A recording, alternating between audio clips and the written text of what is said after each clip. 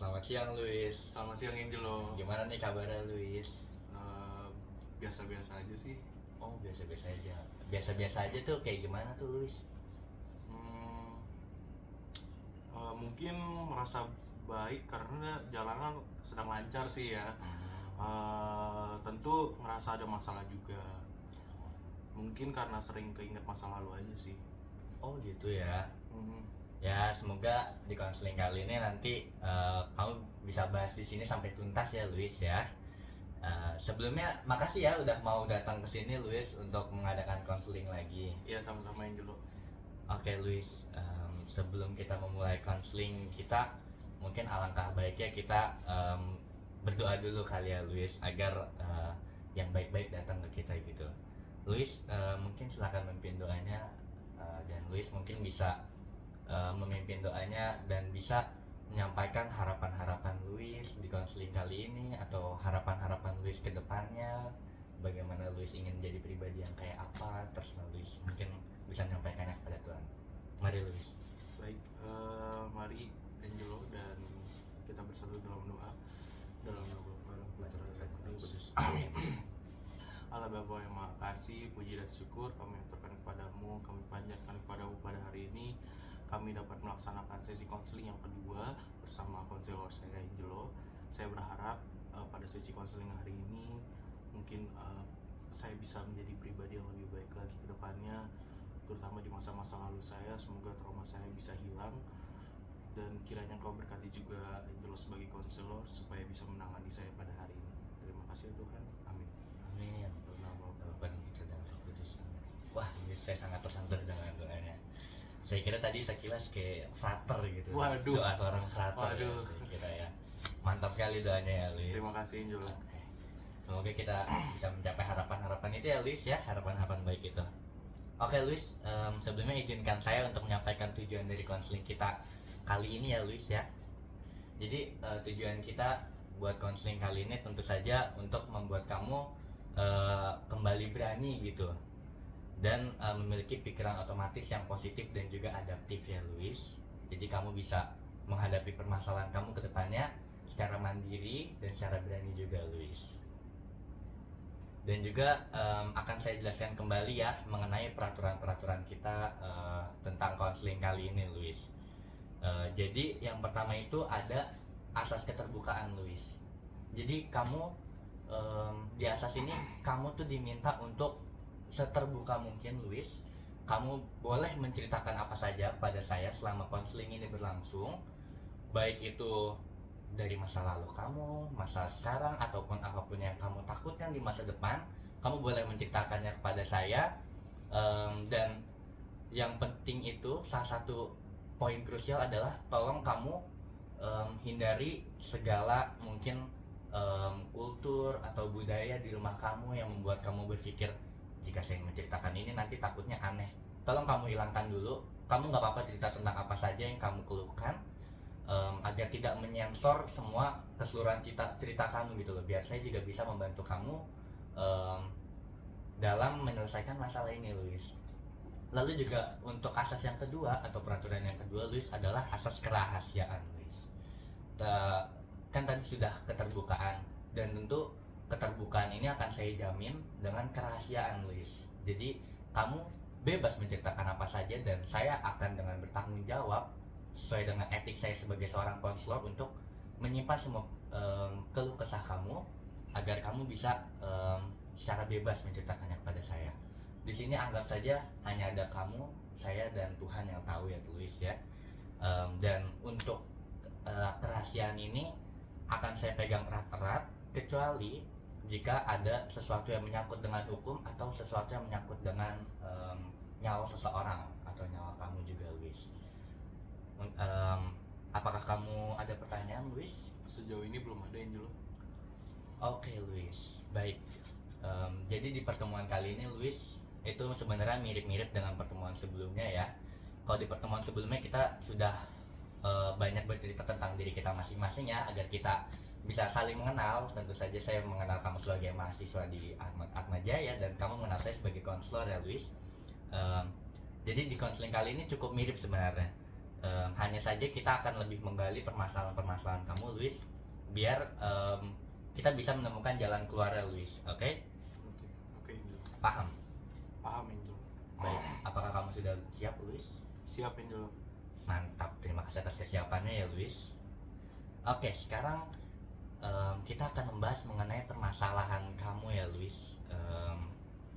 Kalau saya dengar secara sekilas di pertemuan sebelumnya, apa yang saya tangkap adalah tentang academic anxiety ya, atau kecemasan secara akademik ya, Luis. Dan untuk pendekatan yang akan kita gunakan tentu teknik CBT. Oke Angelo. Oke. Tolong Luis, mungkin kan di pertemuan lalu sudah saya jelaskan mengenai CBT sedikit ya, Luis. Mungkin kamu bisa membantu saya menjelaskan sedikit supaya mengingat-ingat kembali apa itu CBT, Luis. Apa ya? Kalau nggak salah, CBT itu pendekatan yang dapat mengubah pikiran negatif menjadi positif dengan automatic thoughts ya. Betul, bagus banget, well banget kamu. Di situ kamu nyampe, Luis, mantap. Oke, sekarang kita bakal menghubungkan teknik ini dengan distorsi yang kamu alami ya, Luis, yaitu filtering. Oke Angelo. Baik, saya akan menjelaskan sedikit saja mengenai filtering biar kamu juga tahu gitu filtering itu apa. Jadi filtering itu adalah salah satu distorsi pikiran, Luis, yang ada di dalam CBT, di mana kamu memfilter segala kejadian yang baik dan kamu hanya berfokus pada kejadian yang buruknya saja. Sesuai namanya filter, kamu menyaring hanya saja yang masuk itu yang buruknya saja. Jadi ini saringan dan ini diri kamu. Ketika ada yang baik dan yang buruk, yang turun hanya yang buruknya saja. Jadi kamu hanya fokus ke situ. Jadi setiap kejadian kamu ngeliat buruknya saja dan terlalu fokus pada hal itu, Luis. Paham, Luis? Paham Angelo. Baik. Sebelumnya saya ingin tanya, apakah kamu tahu atau merasakan apa yang menyebabkan kamu filtering ini, Luis? Mungkin kamu bisa mengingat-ingat dulu, beri waktu aja sebentar buat kamu mengingat-ingat kejadian di masa lalu, mungkin saat SD atau SMP atau kejadian dekat-dekat ini. Bebas aja, Luis. Pernah sih Angelo, saat saya duduk di bangku sekolah dasar, saya mengikuti les matematika karena pada saat itu materinya cukup susah ya menurut saya, dan saya sulit mengerti apa yang diajarkan guru les, sehingga saya dibentak di depan teman-teman les saya. Dari kejadian itu saya menjadi takut belajar matematika Angelo. Oh, begitu. Baik. Berarti setelah kamu mengikuti les matematika itu dan malah dibentak di depan kelas-kelas, di depan teman kelas kamu, itu membuat kamu jadi takut ya? Kalau saya tangkap kamu jadi takut buat belajar matematika. Iya betul Angelo. Lalu kira-kira selanjutnya bagaimana, Luis? Lalu rasa takut itu yang menghantui saya Angelo, sampai saya duduk di bangku SMA. Saya menjadi takut untuk memilih jurusan IPA Angelo. Oh, kamu IPA ya, Luis ya? Betul Angelo. Anak pintar berarti ya. Anak pilihan. Kalau saya di zaman saya dulu itu anak pilihan. Oh gitu ya. Iya, sebutannya. betul. Oke. Oke, baik Luis. Saya bisa merasakan sih apa yang kamu rasakan dan saya mencoba memahami kondisi kamu. Iya Angelo. Menarik sekali ya. Kalau saya lihat mungkin saya bisa mengaitkan dengan kondisi saya juga. Karena kamu ingin, kalau saya lihat kamu inginnya IPS ya sebenarnya, Luis, tapi kamu malah masuk IPA.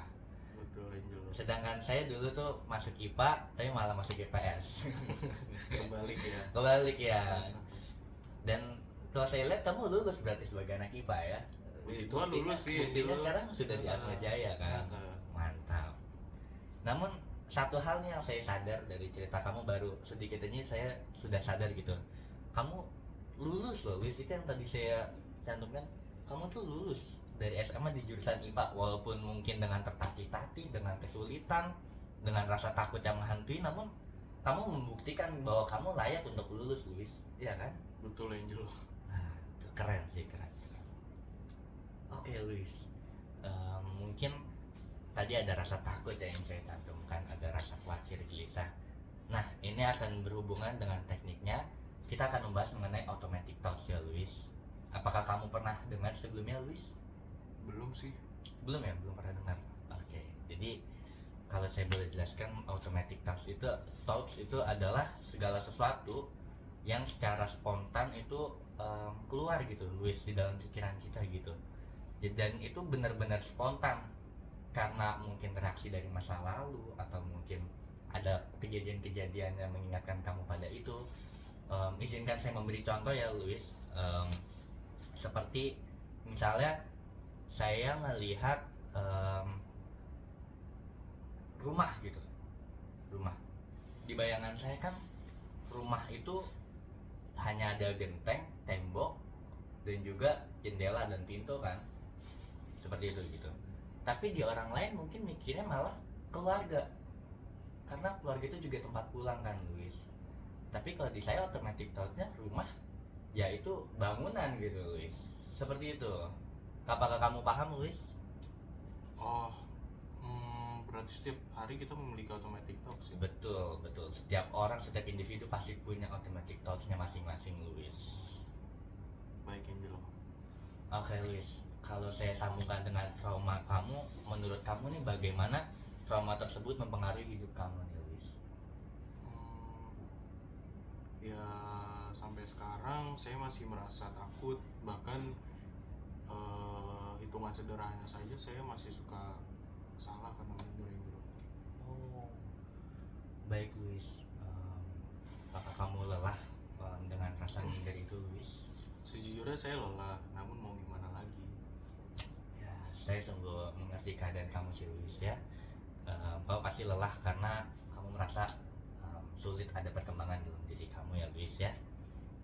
Terima kasih Angelo. Ya, sama-sama Luis. Oke Luis, tolong izinkan saya untuk mengafirmasi kembali. Berarti kamu memiliki trauma terhadap pelajaran yang tentang hitung-hitungan, baik itu matematika, fisika, dan lain sebagainya. Itu berarti berasal dari SD ya, tadi sekitar kelas 4 SD, ketika kamu dibentak oleh guru SD kamu, guru bimbel kamu ya. Betul sekali Angelo. Oke, berarti kamu memiliki trauma terhadap pelajaran-pelajaran akademik yang mengenai hitung-hitungan ya. Betul Angelo. Saya sering kali merasa minder, gugup, dan bahkan merasa tak mampu apabila dihadapkan dengan soal hitung-hitungan.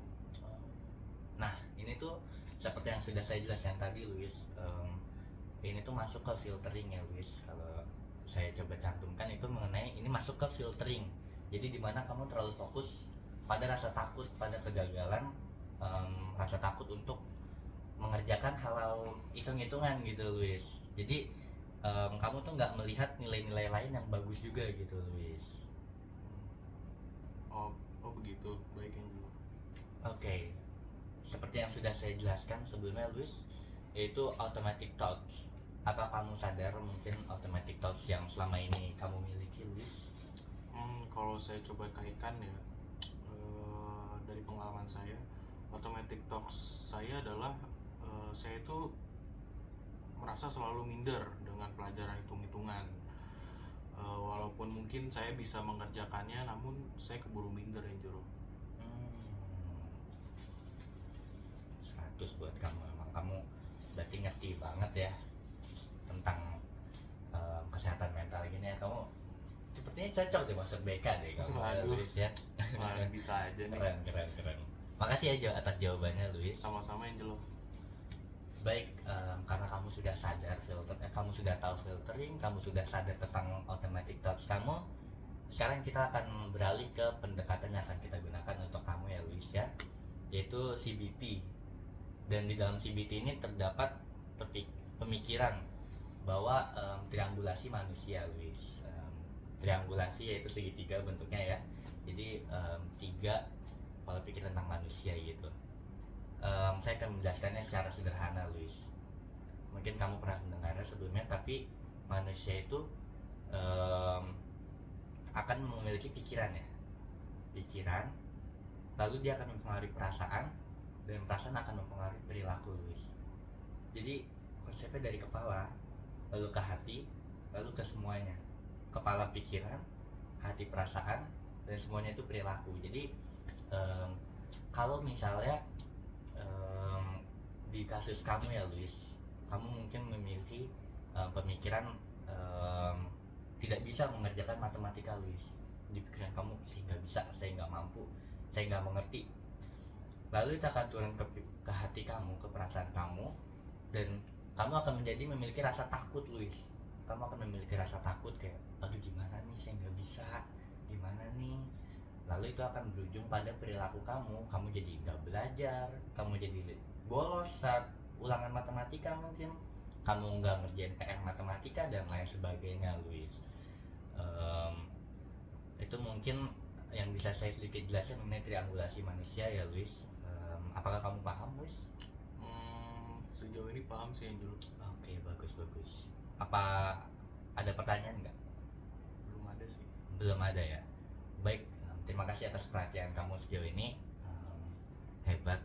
Sekarang kita akan menuju teknik yang kita gunakan pada permasalahan kamu ya, Luis ya. Baik, Angelo. Oke, karena tadi sudah menjelaskan mengenai triangulasi manusia, maka saya akan menjelaskan mengenai, mungkin kalau bahasa anak muda sekarang, counternya kali. Counter itu adalah CBM. CBM itu cognitive behavioral modification. Apa itu, Angelo? Oke, CBM ini dapat kamu gunakan untuk menyelesaikan masalah ini secara efektif. Yang di dalamnya ada 3 tahapan, Luis. Jadi mohon saya akan menjelaskannya, Luis. Jadi mohon kamu simak baik-baik dan mungkin bisa sambil diterapkan aja langsung kali ya, Luis ya. Baik, Angelo. Oke. Luis, mohon tenangkan diri dulu sebentar, relax saja. Relax saja, Luis. Oke. Di tahap pertama, tolong tanyakan pada dirimu sendiri, apakah kamu sudah memperhatikan dirimu baik-baik, dan apakah kamu merasakan ingin adanya perubahan dalam dirimu? Tolong jawab dengan hati, dan akan saya berikan waktu secukupnya.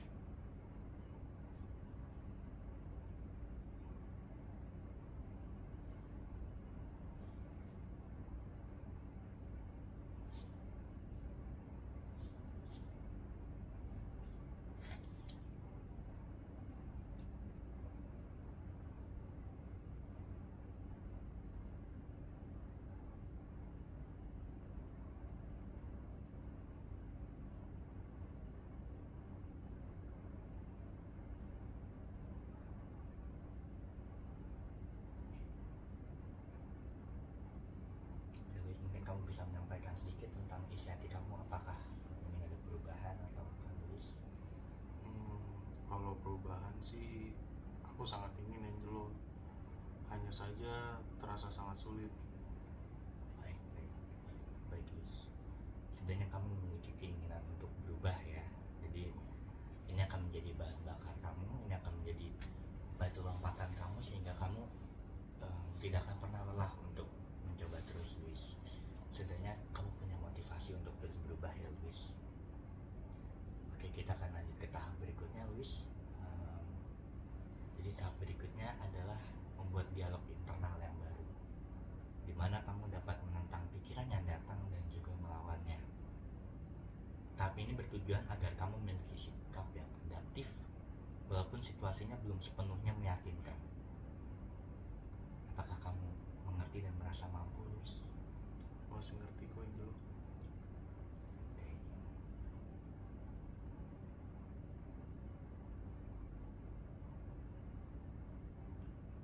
Baik. Untuk tahap terakhir, Luis, di mana kamu diharapkan untuk mengajarkan diri sendiri bagaimana menghadapi situasi sulit. Mungkin kamu bisa membuat skenario-skenario dalam diri apabila kamu menghadapi peristiwa yang sulit lagi, dan kemungkinan apa yang bisa kamu lakukan untuk menghadapi hal tersebut, Luis. Tujuannya untuk mengubah cara pikir, perilaku, dan perasaan dengan coping yang lebih adaptif.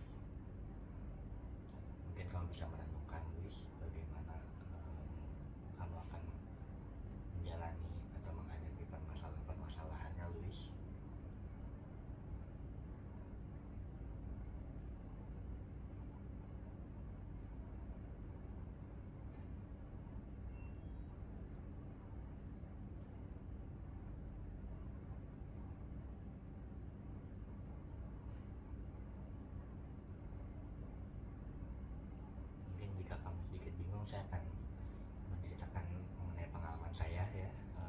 saya itu menghadapi coping ini adalah dengan memasang wallpaper, Luis. Wallpaper di HP saya. Saya memasang kata-kata motivasi, Luis, seperti be strong atau be disciplined atau segala sesuatu yang menguatkan kita. Karena mungkin kamu tahu bahwa kata-kata itu bisa sangat menguatkan atau bisa sangat menyakiti, Luis. Dan di kasus saya memilih untuk menjadikannya kekuatan, Luis, untuk menguatkan pribadi saya, dan mungkin semoga kamu juga bisa menggunakannya, Luis. Jadi ketika saya melihat HP dan saya melihat kata-katanya, saya merasa terkuatkan, Luis, dengan kata-kata tersebut. Apakah kamu paham, Luis? Paham Angelo. Baik, saya harap kamu dapat melakukan tahapan-tahapan di atas demi kebaikan dirimu sendiri tentunya ya, Luis. Saya yakin memang awalnya pasti akan terasa berat sekali ya, Luis. Pasti akan terasa sangat beban sekali gitu, beban sekali untuk bisa berubah. Namun saya yakin juga selama kamu punya niat, tadi kamu kan sudah bilang kamu pengen banget berubah, itu yang menjadi bahan bakar kamu, dan saya yakin kamu bisa gitu untuk berubah, asal kamu punya usaha yang baik, doa yang baik, dan juga niat yang besar gitu.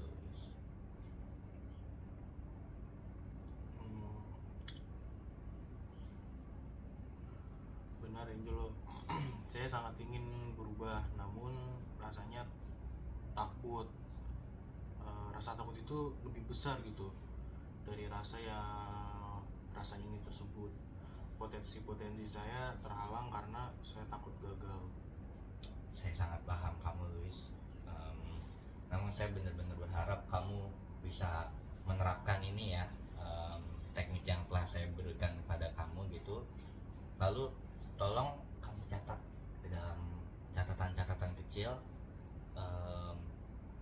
Kamu catat semua perasaan, pikiran, perilaku kamu, sekecil apapun kamu catat. Yang ada perubahan-perubahan kamu catat semuanya, dan coba kamu rasakan perbedaannya, bahkan ke hal yang paling kecil ya, Luis. Karena saya yakin semua perasaan itu valid, Luis. Jadi kamu pasti bisa melakukannya walaupun perlahan-lahan. Baik Angelo, saya akan mencobanya. Mantap.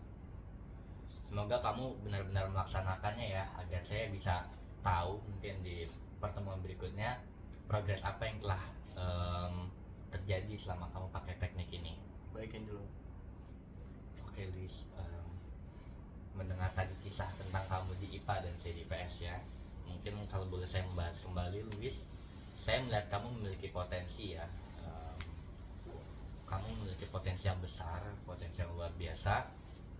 Ketika kamu bilang kamu masuk IPA di SMA, dan sekarang kamu duduk di sini bersama saya sebagai seorang mahasiswa, menandakan bahwa kamu lulus SMA di jurusan IPA.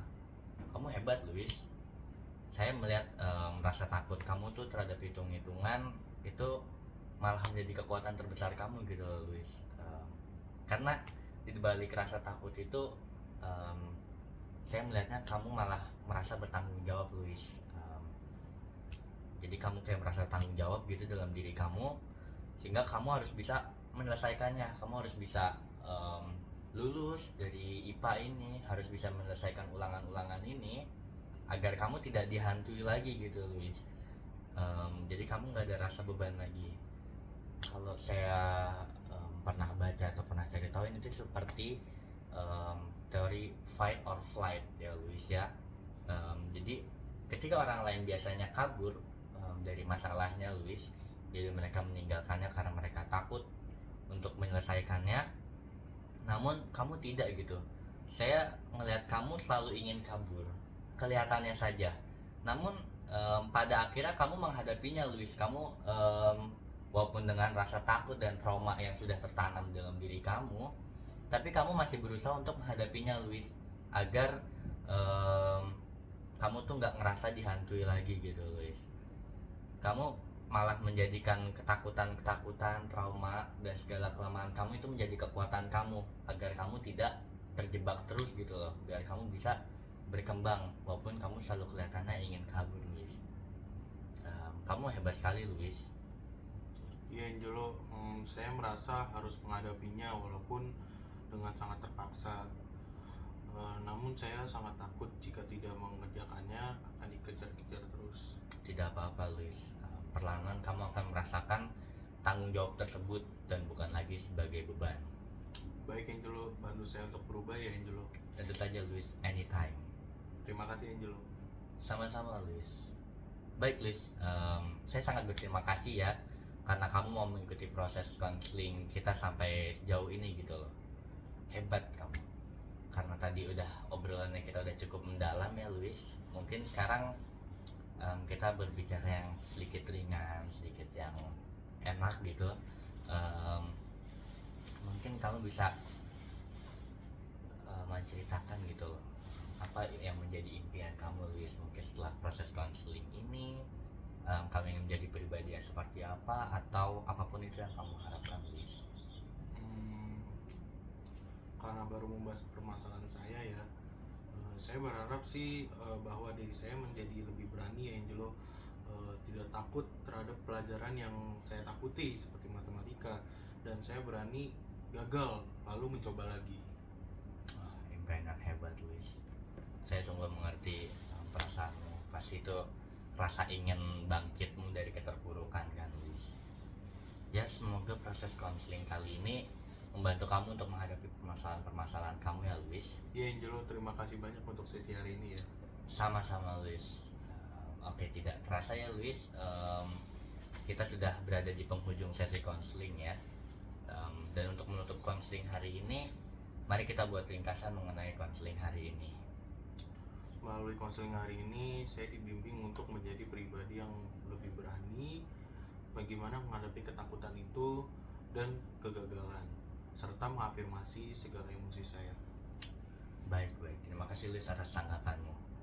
Jika boleh saya merangkum sesi konseling ini ya Luis ya,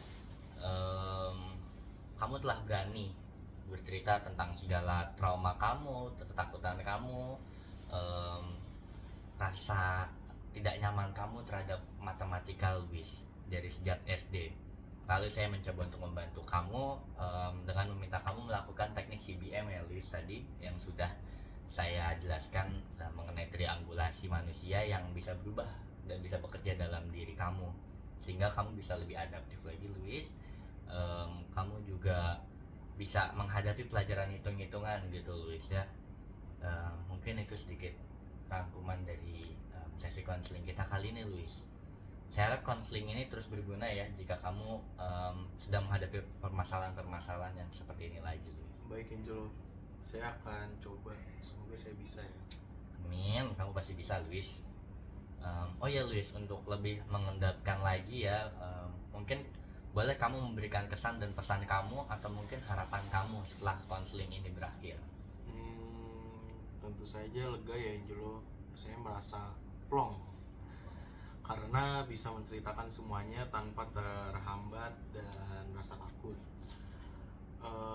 Dan pesannya mungkin untuk diri saya sendiri ya, agar saya selalu berani dan tegar dalam menghadapi setiap permasalahan, karena saya adalah pribadi yang kuat, dan harapannya tentu saja agar saya semakin kuat ke depannya dalam menghadapi permasalahan-permasalahan yang semakin rumit ke depannya. Oke, baik. Kalau saya juga boleh menambahkannya juga ya, memberikan juga kesan pesan saya juga. Kesan saya terhadap kamu adalah kamu pribadi yang baik Luis. Kamu bertanggung jawab terhadap kehidupan kamu, nilai-nilai kamu dan segala macamnya. Kuat juga tentunya karena kamu bisa bertahan hingga di sini, hingga sekarang gitu, sampai kuliah gitu Luis. Kamu memiliki jiwa yang tegar Luis. Dan pesan saya adalah untuk mempertahankan semua hal-hal baik yang udah terjadi dalam diri kamu ya Luis, atau bahkan kembangkan lagi Luis agar menjadi lebih baik lagi Luis. Harapannya untuk kamu semoga kamu semakin bisa meyakinkan diri kamu ya Luis bahwa kamu bukan pribadi yang lemah, hanya saja kamu butuh proses untuk menjadi lebih kuat lagi Luis. Terima kasih banyak Angelo. Sama-sama Luis. Oke, mungkin kita sudahi sampai saat ini ya Luis konselingnya. Untuk kedepannya Luis konseling berikutnya akan diadakan minggu depan pada jam dan tempat yang sama ya Luis. Dan Terima kasih Angelo. ya, mari kita tutup dengan doa Luis agar mantap gitu. Saya akan pimpin ya Luis. Mari kita bersatu dalam doa, dalam nama Putra dan Roh Kudus. Amin. Selamat siang ya Tritunggal Maha Kudus. Terima kasih atas rahmat-Mu kepada kami berdua sehingga Engkau boleh hadir di tengah-tengah kami. Engkau boleh menyertai kami selalu dalam sesi konseling ini. Ya Tuhan, Engkau telah mendengarkan semuanya, Engkau telah mengetahui segala yang ada di isi hati kami, terutama isi hati Luis ya Tuhan. Tuhan, kiranya Engkau memberkati dia selalu, Engkau menyertai dia selalu, Engkau menyalurkan Roh Kudus-Mu agar setiap langkah kakinya, setiap kegiatannya, setiap hal yang dia lakukan sesuai dengan kehendak-Mu, dan Engkau beri kekuatan selalu Tuhan, karena melalui kekuatan-Mu maka dia juga bisa dikuatkan ya Tuhan. Semoga kami berdua bisa merasakan kasih-Mu selalu Tuhan di tengah-tengah dunia ini, dan kami semakin tegar ke depannya. Dimuliakan nama-Mu kini dan sepanjang masa. Amin. Bapa dan Putra dan Roh Kudus. Amin. Baik, terima kasih banyak Luis. Terima kasih banyak Angelo. Hati-hati di jalan ya. Terima kasih Angelo. Mantap.